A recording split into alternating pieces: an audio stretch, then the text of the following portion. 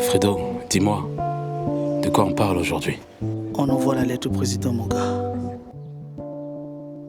Monsieur le Président, j'ai une lettre à vous transmettre. J'espère qu'elle trouvera son chemin jusqu'à vos oreilles. Première ligne des mots simples qui décrivent les mots complexes de notre société. Ceci est mon devoir de poète intemporel, chronique poétique mais d'emblée sincère. Monsieur le Président, Yaya Anka, je me présente. Ni parti ni politique, je représente. C'est actif, pas passif, ma présence. Dans ce haut lieu, l'auditif rassemble.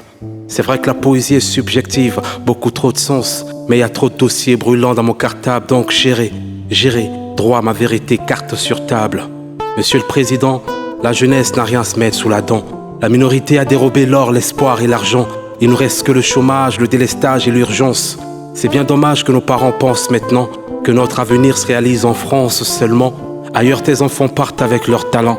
La faim nourrit la rage et laisse le corps en souffrance. Comment étudier sereinement quand il n'y a pas le courant? 4 décennies qu'on subit le mauvais djinn. Ce n'est pas pour la rime que j'écris. Est-ce que contre Dieu le Congolais a commis un crime?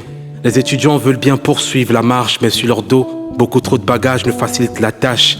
Les voisins misent plus sur le Congo bête que sur notre sacré héritage. Comment circuler sans crainte, sans carburant? Vérité, le droit à l'identité coûte minimum 300 000 francs CFA. Pas de carton, on connaît la chanson. Les passeports sans graissement ne s'en sortiront pas. La Ligue des poètes est marginalisée parce que la flèche sur la langue à la place de la sabre. L'intolérance au galop est normalisée, beauté à l'oppression qui nous écrase. Monsieur le Président, Medo Wenigan ou Ezougan, qui ne va pas vite n'est pas forcément lent. Croyez-moi ou pas, je n'ai rien contre votre mandat. Je viens slammer le désarroi du citoyen lambda. Celui qui n'a pas les moyens de s'acheter le temps. Celle qui vit sous la pente avec pour seul bien ses enfants et son talisman. Là où les lumières s'éteignent au même moment que la foi.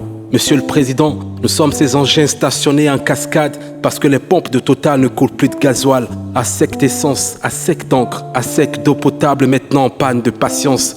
Devant nous, l'administration vole son propre peuple. Sous vos yeux, les guichets fixent leur propre prix. Tout ce mal qu'on se promet pour pouvoir s'offrir un bol de riz.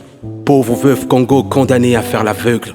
Monsieur le Président, sous 42 degrés de galère, je déboutonne mes sentiments.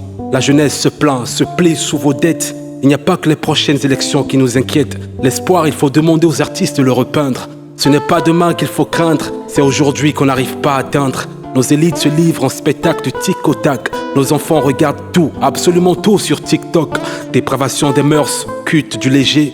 Les modèles se heurtent, pute ou pédé. Monsieur le Président, votre pays est suicivière. À l'église, dans nos prières, dans ma chambre sur des posters dont la tristesse accoucherait un poème. Les pessimistes disent Yombe Yaya, le Congo n'a pas de chance. Sceptique, je replique, c'est ensemble avec courage qu'on le réinvente, excellence. Il y a effectivement le verre dans le film. Et nous devons détruire le verre.